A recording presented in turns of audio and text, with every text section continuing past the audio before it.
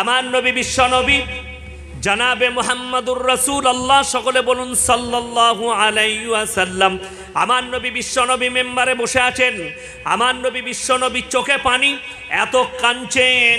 নবীজি সাহাবীরা বললেন, ইয়া রাসূলুল্লাহ, ইয়া হাবিবাল্লাহ, আপনার চোখে এত পানি। আমার নবী বিশ্ব নবী বললেন, আল্লাহ আমার কাছে ওহী পাঠিয়েছেন, এত খাতারনাক ওহী পাঠিয়েছেন, তার জন্য আমি উম্মতির জন্য কাঁদছি। আমার নবী বিশ্ব নবীকে সাহাবীরা বললেন, ইয়া রাসূলুল্লাহ, ইয়া হাবিবাল্লাহ, কি আল্লাহ ওহী পাঠিয়েছেন? আমার আল্লাহ বললেন, শুনে নাও, ইয়া আইয়ুহান নাসুত্তাকু রাব্বাকুম ইন্না জালজালাতাশ শাআতি শাইউন আযীম। হে আমার বিশ্ব নবী বলো, জালজালা মানে হচ্ছে ভূমিকম্প। ভূমিকম্পতে আমি যেদিনে গোটা পৃথিবীটাকে তছনছ করে দেব। ভূমিকম্পর অপর নাম কোরআনে বলা হয়েছে জালজালা, উর্দুতেও জালজালা বলা হয়। জালজালা মানে হচ্ছে ভূমিকম্প। এই পৃথিবীটাকে আমি তছনছ করে দেব। আমার নবী বিশ্ব নবী আমার আল্লাহকে বললেন, ওগো আল্লাহ, সেদিনে আমার উম্মতির কি অবস্থা হবে? পৃথিবীর নারী পুরুষের অবস্থা কেমন হবে? আমার আল্লাহ বললেন, ইয়াউমা তারাউনাহা তাদহালু কুল্লু মুরদিয়াতিন আম্মা ওয়ারদাত ওয়া তাদা কুল্লু দাতিন হামলিন হামলাহা ওয়া তারান নাসা সুকারা ওয়া মা হুম বিসুকারা ওয়ালাকিন্না আযাবাল্লাহি শাদীদ। হে আমার বিশ্ব নবী শোনো, যেমন মাতাল্লা মদ খেলে, শুনে নাও, যাদের পেটে বাচ্চা আছে গর্ভধারিণী, তারা নিজেদের বাচ্চাকে সঙ্গে সঙ্গে প্রসব করবে। তাতে 1 মাসের হোক, 2 মাসের হোক, 3 মাসের হোক, 10 দিনের হোক, 40 দিনের হোক, তার পেটে যে সন্তান থাকবে সঙ্গে সঙ্গে আল্লাহর আযাবের ভয়ে প্রসব করে দেবে। তারপরে শোনো, এমন একটা দেখতে পাবে, দুধধাত্রী মা দুধ পান করাচ্ছেন, বাচ্চা বিছানায় পড়ে থাকবে, মা রাস্তায় রাস্তায় ছুটে পালাবে। আর নারী পুরুষের অবস্থা এমন হবে, যেমন মাতাল মদ খেলে পাক খেয়ে খেয়ে পড়ে যায়, ওই রকম তারা মাতালের মতো ঘুরে ঘুরে পড়ে যাবে। আল্লাহ আমাদের সকলকে হেফাজত করুক, জোরে বলুন আমিন। যে সমস্ত পাপ আমাদের কাছে একটার পর একটা ক্যাপচার করছে, আমরা সেই পাপ থেকে বেরোতে পারছি না। সেই পাপটাকে আমাদের সমাজে গুনার কাজকে শরীয়ত মনে করে অনেকজন করছে, এটাই শরীয়ত, তাই না? পাপ কাজকে শরীয়ত মনে করে আমাদের দেশের লোক, শরীয়ত মনে করে করছে। এই যে কালকে কি ছিল, 12ই রবিউল আউয়াল, তাই না? তো 12ই রবিউল আউয়াল আপনাদের হাওড়া, বর্ধমান, বহু জায়গায় কি হয়েছে, 12ই রবিউল ঈদে মিলাদুন নবী পালিত হয়েছে। হয়নি? হয়েছে না হয়নি? বাগনানে হয়েছে? হ্যাঁ হয়েছে। বড় কষ্ট হয় কখন জানেন? যে 12ই রবিউল আউয়াল পালন হচ্ছে, আপনাকে আগে জানতে হবে নবীজি কি 12ই রবিউল আউয়াল জন্মগ্রহণ করেছেন? হাদিসের মধ্যে ইখতিলাফ মানে মতবিরোধ আছে।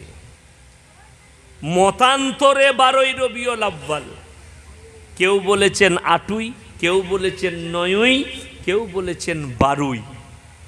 আর তিনটেরই পুখতা দলিল হাদিসে নাই। বুঝতে পেরেছেন না পারেননি? তিনটে তারিখের কঠিনভাবে একদম মজবুত দলিল হাদিসে নাই। 3য় নম্বর, বেটার আমাদের সন্তানদের জন্মদিন পালন করা যাবে? জোরে বলুন, আরো জোরে বলুন। সন্তানের জন্মদিন পালন করা যাবে না। কেন? কোরআনে আছে, গায়রিল মাগজুবি আলাইহিম ওয়ালাদ-দাল্লিন। মাগজুম মানে ইহুদি, আর দাল্লিন মানে নাসারা। এই দুটো দলই পদভ্রষ্ট, এবং এদের যারা অনুসারী হবে তারাও পদভ্রষ্ট হবে। এই কালচারটা কাদের? ইহুদি নাসারাদের। তাহলে নবীজির জন্মদিন কি করে পেলে? বুঝতে পেরেছেন না পারেননি? নবীজির জন্মদিন কোথা থেকে এলো? অবাক হবেন, 63 বৎসরের জীবনে নবীজি কি নিজের জীবন দশায় কোনোদিন জন্মদিন পালন করেছেন? না। আমাকে একজন বীরভূম থেকে ফোন করেছিল, বললে আল্লাহর নবী সাল্লাল্লাহু আলাইহি সাল্লামের বয়স কত বলুন। আমি বললাম, ভাই 63 বৎসর, 40 বৎসর বয়সে নবুয়ত পেয়েছেন, আর 63 বৎসর, 23 বৎসর মেহনত করেছেন, 63 বৎসর দুনিয়া থেকে তিনি বিদায় নিয়েছেন। এটা ঠিক না ভুল? সে বললে আপনার জানা নাই। আমি বললাম তাহলে আমার জানা নাই, বলো তুমি কোনটা জানো।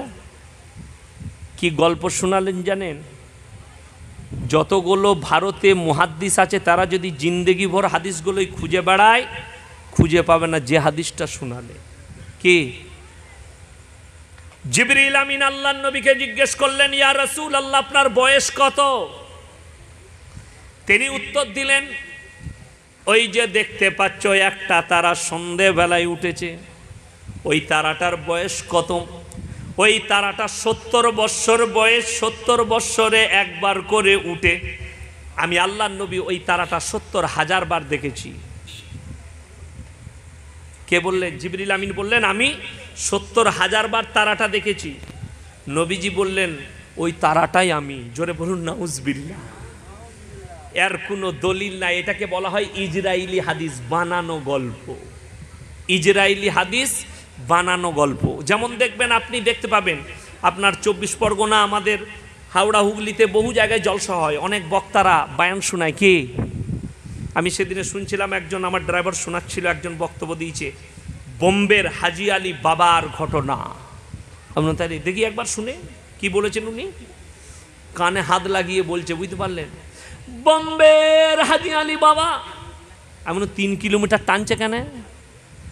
তারপরে দেখলাম ওর ভেতরে মশলা আছে। কে? হাজি আলী বাবার মাজারটা আছে পানির মধ্যে। পানির মধ্যে নেই, পানিতে আছে। যতই সমুদ্রের পানি বাড়ুক বাড়ুক, কিন্তু বাবার কবর ডুবে না। খুব সুন্দর বয়ান তো। কিন্তু হারামখোর জানে না, গিয়ে দেখে আয় যেখানে হাজি আলীর কবরটা আছে ভেতরেতে মাল নাই, ফাঁকা। পশ্চিম বাংলায় যদি 2 লাখটা মাজার থাকে, 1000 মাজার থাকে, 995টা ফাঁকা মাল, কিছুই নাই। যদি বলেন দলিল, দলিল দেবো আমি। আমার গলসি থানায় আমি একটা ফাইসালা করছিলাম, একজন বলছে ওরস করবো, আর একদল বলছে করতে দেবো না। আমি তাকে বললাম, বাবা তোমার মাজারে কোন অলি শুয়ে আছে? বলছে অলি নাই, আমি পাথর চাবড়ি থেকে পাথর এনে একটা মাজার তৈরি করেছি। বুঝতে পেরেছেন না পারেননি? এবার চলুন আপনাদিকে বুঝাই। ইসলাম কাল্পনিকে বিশ্বাস করে? এই জোরে বলুন, কথা বলুন। ইসলাম মিথ্যার ওপরে চলে না সত্যর ওপরে? আরো জোরে বলুন। সত্যর ওপরে চলে। মহরমে, আপনাদের এখানে মহরম হয় না? হয়। মহরমে মঞ্জিল মাটি হয় না? হয় না? এখানে হয় না? হাওড়া ডিস্ট্রিক্টে বিভিন্ন জায়গায় হয়, হয় না? হয় না? মঞ্জিল মাটি হয়, সেখানে কবর তৈরি করা হয়। কার? হযরতে হোসেনের। কবরটা আসল না নকল? জোরে বলুন। কাল্পনিক। কাল্পনিক নকল কবর তৈরি করা হয়। আমি যদি এখনই দলিল দিই, বলবে এটা আহলে হাদিস মৌলবি বলেছে, এটা দেওবন্দি মৌলবি বলেছে, এদের কথা শুনবো না। আহলে সুন্নাত আবার বলছে আহলে সুন্নাতুল জামাত। হারামখোর আহলে সুন্নাতুল জামাত মানে জানা আছে? যে নবীজি সুন্নতের ওপরে চলে। বুঝতে পেরেছেন না পারেননি? না সুন্নতের খিলাফ। সুন্নতের ওপরে চলনেওয়ালা হচ্ছে আহলে সুন্নাতুল জামাত। আমি নিজেকে বলছি আহলে সুন্নাতুল জামাতের একটা দলিল শুনেলেন। আপনারা ইউটিউব খুলবেন, ইউটিউব নিজে রাত্রে খুলবেন, যাওয়ার পরে, আমি চলে যাওয়ার পরে খুলবেন, মোল্লা ইয়াসিন অফিসিয়ালি চ্যানেল। সেখানে আমি একটা পোস্ট ছেড়েছি। আমি পরশু আসছিলাম, কোথায়? আপনাদের মুন্সিরহাট জগন্নাথপুরে আমি জলসা করতে এসেছি পরশু। তো সেখানে আমি বর্ধমান টাউন হয়ে আসছিলাম। টাউনে দেখলাম 12ই রবিউল আউয়াল ঈদে মিলাদুন নবীর জশ্ন মানানো হচ্ছে। কি করে? ডিজে বক্স লাগিয়ে হিন্দি গান চাপিয়ে ড্যান্স চলছে। সেটাও আমি দিয়ে দিয়েছি কিভাবে হিন্দি গান চলছে। ইসলামে গান জায়েজ আছে? হাদিসে আছে আল গিনাউ মিন মাজামির শয়তান, গান হচ্ছে শয়তানের বাঁশি। ওই জন্যে হারাম বলা হয়েছে ইসলামের শরীয়তে গান বাজনা। নবীজির জন্মদিন হচ্ছে গান বাজনা পালন করে। আমি বললে বলবে এই ছোট মুখে বড় কথা বলছে মৌলবিটা। এরপরে চলুন আপনাকে বুঝাই। এই যে কাল্পনিকভাবে একটা মাজার, আহলে সুন্নাতুল জামাতের সব থেকে বড় মৌলবি, তার নাম হচ্ছে আলা হযরত আহমদ রাজা খান। তাকে আলা হজরত বলা হয়। তিনি তিনার ফতোয়ায়ে রিজবিয়ায় লিখেছেন, খণ্ড নম্বর 24, পৃষ্ঠা নম্বর 497, তিনি লিখেছেন, নিয়াজ করা, ফাতিহা করা, মিথ্যা কবর করে মঞ্জিল মাটি করা, এই সমস্ত কাজগুলো হারাম এবং নাজায়েজ। আমি বলিনি, তিনি লিখেছেন তিনার কিতাবে। ইনি আহলে সুন্নাতুল জামাতের বলছে সব থেকে বড় মুফতি আর বড় আলেম। আমি বলিনি, আমাদের কোনো মৌলবি বলেনি, আমি তাদের কথা বলছি। আল্লাহ হেফাজত করুক। তিনি বলেছেন হারাম। মাথায় কলমা লেখা টানা, সকালবেলায় বেরিয়ে গেছে বাগনান বাজারে, জোহরেরও নামাজ পড়েনি, আসরও পড়েনি, মগরিবও পড়েনি। ঠিক বলছি না ভুল বলছি? এ কথা বলুন। নামাজ পড়ে তারা? নামাজ পড়ে না। তাহলে নবীর ভালোবাসা কি করে এলো? আমার নবীজি বলেছেন, যার নামাজ নাই তার ইসলাম নাই, যার নামাজ নাই তার ঈমান নাই। কে বলেছেন? আমার নবীজি সাল্লাল্লাহু আলাইহি সাল্লাম বলেছেন। আর আপনার জিন্দেগিতে নামাজ নাই, আপনি বললেন আমি বিশ্ব নবীর দিবস পালন করব। যেমন ছেলের বার্থডে পালন করা, জন্মদিন পালন করা হারাম, নবী দিবসও পালন করা চলবে না। আগে জানতে হবে নবীজি করেননি, তাহলে আমিরুল মুমিনিন 4 জন খলিফা তিনারা করেছেন না, তিনারাও করেননি। তাইলে তিনাদের পরে তাবিনরা, তাবিনরা 4 জন ইমামের মধ্যে কেউ করেছেন, কেউ করেননি। তাহলে জানতে হবে যখন এদের মধ্যে ছিল না, তাহলে এই মালটা ইসরায়েলি হাদিস বানানো তৈরি করা হয়েছে। শরীয়তে নতুন জিনিস তৈরি করা, পয়দা করা, এটা বেদাত। আমি মেদিনীপুরে একটা জালসায় বলেছিলাম, শবে বরাতে দেখবেন হাওড়া ডিস্ট্রিক্ট, হাওড়া, হুগলি, মেদিনীপুর, বর্ধমানে কিছু যুবক রাতের বেলায় সাদা জামা পাঞ্জাবি আঁতর লাগিয়ে ঘুরে বেড়ায় বাইকে। ঠিক বলছি না? কি করে? কবর জিয়ারত করে, নামাজ পড়ে। শবে বরাতে হুজুর আসবে, কবর জিয়ারত হবে, খুব ভালো জিনিস। কিন্তু ফজর থেকে 8টার দিকে খুঁজে পাবেন না। ঠিক বলছি না ভুল বলছি? তারপর দিন জোহর থেকে আর নেই। আল্লাহ ওই রকম নামাজি চায়? আপনারা কি মনে করছেন? বগেতে দেখবেন, বগে বর্ষাকালে মাঠেতে মাথা ঠুকে না? তো বগটাকে দেখে আপনি যদি মনে করেন সালা বগটা দারুণ নামাজ পড়ছে, তো আপনি মূর্খ নন? আপনি তো মূর্খ। ওই বগটাকে দেখে মনে করছেন নামাজ পড়ছে। তো মসজিদে অনেকজন মাথা ঠুকে থাকে, সকলকে দেখে যদি আপনি মনে করেন ই মুমিন, আপনার ভুল হবে। কেন? কোরআন বলেছে লাইসাল বিররান তুওয়াল্লু বুজুহাকুম কিবালাল মাশরিকি ওয়াল মাগরিব। হে আমার বিশ্ব নবী, পূব কিংবা পশ্চিম দিকে মাথা ঠুকার নাম ঈমান নয়। প্রকৃত ঈমান হচ্ছে মানা বিল্লাহ, আল্লাহর প্রতি বিশ্বাস, তার কিতাবের প্রতি, পরকালের প্রতি। আপনাকে বিশ্বাস আনতে হবে এগুলোর প্রতি, নবীর প্রতি, কোরআনের প্রতি, আসমানি কিতাবের প্রতি, তবে আপনি মুমিন। আপনি বললেন আমি মুমিন, নামাজ পড়ছে, ফার্স্ট কাতারে নামাজ পড়ে, আপনি যান খুঁজে দেখুন লটারির টিকিট কাটে। ফার্স্ট কাতারে নামাজ পড়ে, লোকের ক্ষতি করে। ফার্স্ট কাতারে নামাজ পড়ে, বাবা মায়ের খিদমত করে না। আপনি বলছেন জান্নাতে যাব নামাজ পড়ে। কে বলল নামাজ পড়ে জান্নাত? কে বললে তসবি করে জান্নাত? কে বললে তেলাওয়াত করে জান্নাত? আপনি যাবেন, এগুলো কাজে লাগবে যখন ফিদ দুনিয়া ওয়াল আখিরা, আপনার দুনিয়াদারিটাও সুন্দর হবে। যদি নামাজ থাকে আর দুনিয়াদারি খারাপ থাকে, আপনি পেরুবার রাস্তা খুঁজে পাবেন না কিয়ামতের দিন।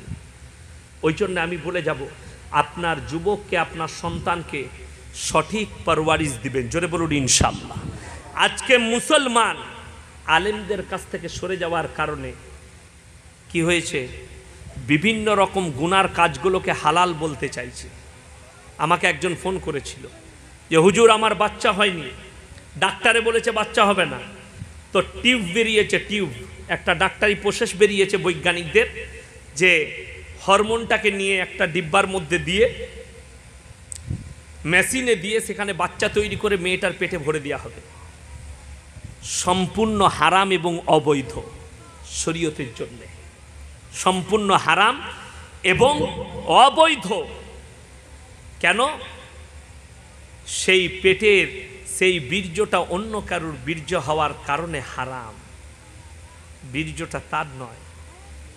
সেই মালটাকে পেটের মধ্যে ভরা হচ্ছে, সেই মেয়েটার ক্ষতি শুধু নয়, শরীয়ত মোতাবিক হারাম।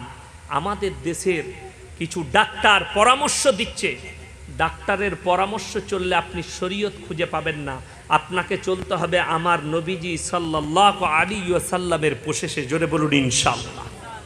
আমার নবীজি যে তরিকা বলেছেন, যদি বলেন আমার নবীজি কি তরিকা বলেছেন, আমার আল্লাহ বলে দিয়েছেন কি? যদি বাচ্চা না হয়, বাচ্চা দেনেওয়ালা কে? সকলে বলুন আল্লাহ। আল্লাহর কাছে কবার কাঁদলেন? 50টা ডাক্তারের কাছে ঘুরে বেড়ালেন, কবার আল্লাহর কাছে কাঁদলেন?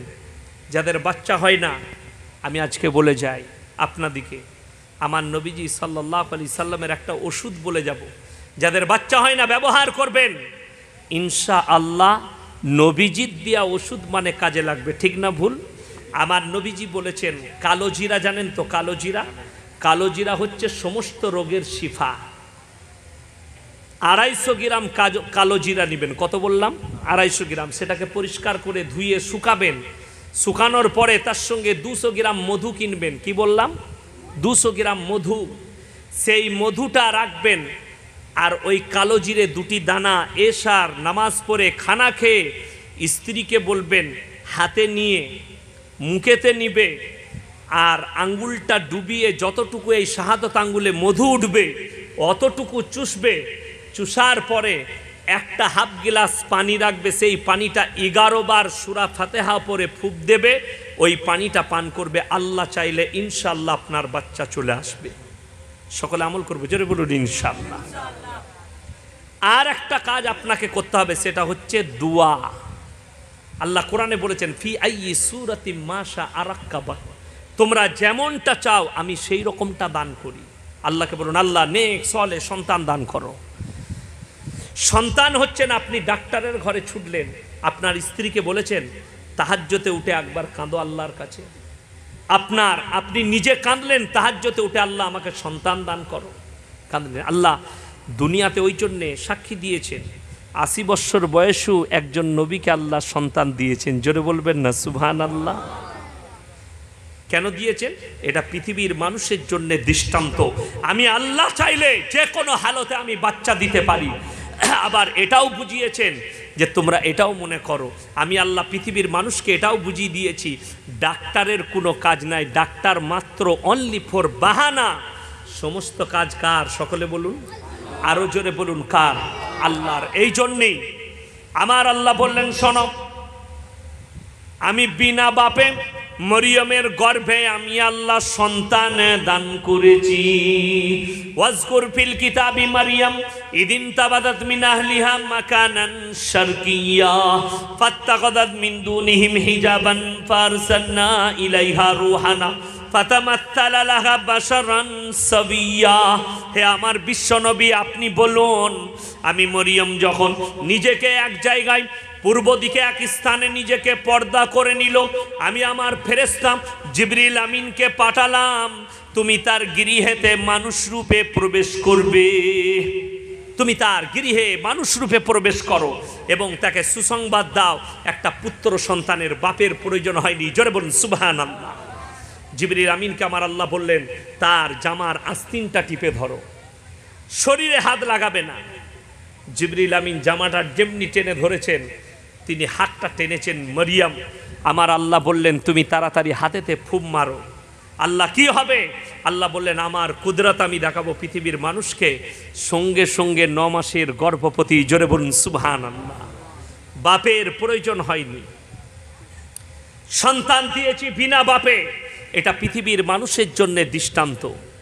অসুস্থ হলে যারা মনে করে ক্যান্সার হয়েছে ভালো হবে না, যারা মনে করে টিউমার হয়েছে ভালো হবে না, আমার সুগার হয়েছে ভালো হবে না, আমার এই রোগ হয়েছে ভালো হবে না, আল্লাহর প্রতি বিশ্বাস রাখুন, আল্লাহ ভালো করতে পারেন না? পারেন না। আল্লাহর কাছে কাঁদতে হবে। কেন? হযরতে আইয়ুব নবীর গোটা শরীরে পোকা হয়ে গিয়েছিল, এত ঘা। তার পরিবার বর্গ, তার আত্মীয় স্বজন তাকে জঙ্গলে ফেলে দিয়ে এসেছে। আল্লাহর কাছে কাঁদলেন হাউ হাউ করে, আল্লাহ আমার পরিবার আমার কাছ থেকে সরে গেছে, তুমি ছাড়া তো আমার কেউ নেই।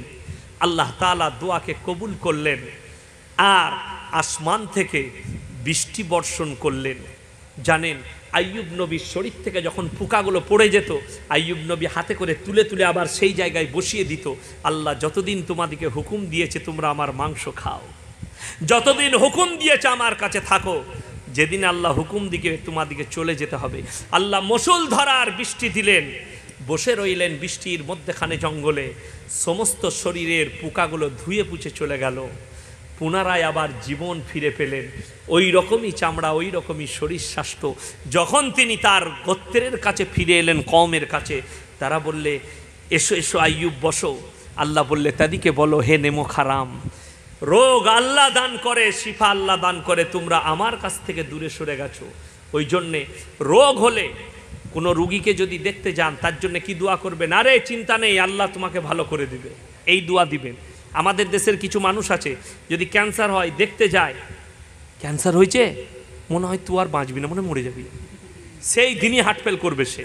ঠিক বলছি না ভুল বলছি? আর যদি বলেন দাদা আপনি একদম চিন্তা করবেন না, কতজন ভালো হয়ে যাচ্ছে।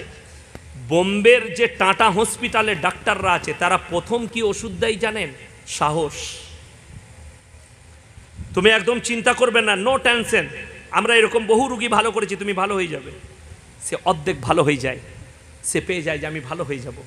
আর আপনি যদি দেখা করতে গিয়ে কি বলেন, তুই মনে হয় আর বাঁচবি না, সে মনে মনে জানি শালা আজকেই মরে যাবো তাহলে মনে হয়, দিয়ে হার্ট ফেল। বুঝতে পেরেছেন না পারেননি? একদম হার্ট ফেল।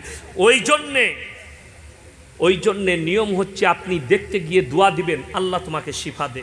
ভাই অনেকজন ভালো হয়ে গেছে ক্যান্সারের রুগী, তুমিও ভালো হয়ে যাবে, চিন্তা নাই। আর রোগ হচ্ছে কার দিয়া নিয়ামত? সকলে বলুন, আল্লাহ দিয়া নিয়ামত। কোনো মানুষের রোগ হলে আমাদের দেশের মানুষ কি বলে বলুন দেখিনি? শালা আমার ক্যান্সার হবে না, কম পাপ করেছে ও, বলে না বলে না? অনেকজন চায়ের দোকানে সমালোচনা করে না, কখনো বলবেন না। জানবেন সেই লোকটা যখন বিছানে পড়ে গেছে রোগেতে, সে যখন মারা যাবে তার আগে আল্লাহ তার সব গুনাহগুলো ক্ষমা করে দেয়। জোরে বলুন সুবহানাল্লাহ। সে যখন বিছানায় শুয়ে কষ্ট পায় আর বলে আল্লাহ আমি যা গুনাহ করেছি সব তুমি ক্ষমা করে দাও, আমার আল্লাহ ওয়াদা করেছেন। জানেন শয়তান ইবলিস মারদুদ বলেছে, আল্লাহ তুমি 8টা জান্নাত তৈরি করেছো আর 7টা জাহান্নাম, 2টো জান্নাত কমিয়ে দিয়ে 2টো জাহান্নাম বেশি করতে হতো। বলে কেন? বলে আমি তো সবাইকে জাহান্নামে নিয়ে যাব। আল্লাহ বলে তাই? বলে শোনো, যদি আমার বান্দারা পাহাড়ের মতো গুনাহ করে, সমুদ্রের পানির ফেনার মতো যদি গুনাহ করে নেয়, আর একবার যদি আমার কাছে ইস্তেগফার করে, ইল্লা মান তাবা ওয়া আমানা ওয়া আমিলা আমালান সলিহা ফাউলাইকা ইউবাদদিলুল্লাহু সাইয়্যাতিহিম হাসানাত ওয়া কানা আল্লাহু গফুরার রহিমা। তারা যদি তওবা করার মতো তওবা করে, আমার কাছে যদি ইস্তেগফার করে, আমি আল্লাহ তাদের পাহাড়ের মতো গুনাহগুলো নেকি দ্বারা বদলে দেব। সুবহানাল্লাহ।